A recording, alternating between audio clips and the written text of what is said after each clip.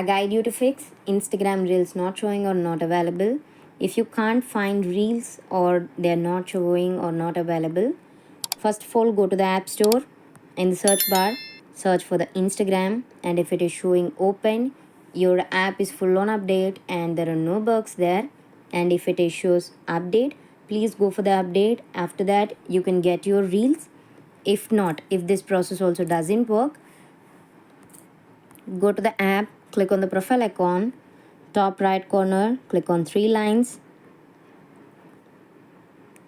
scroll down. Here you can find help, and top report a problem, and here you can type your problem: Instagram Reels not showing. And if you click on send, it is sent. And if that is recovered, Instagram will find you with a notification or the message.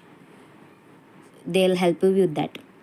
If not, if this is also not worked, so if updating, offloading, or reporting the problem doesn't work, I recommend to reinstall or uninstall, delete and reinstall your app, and that will help you through it.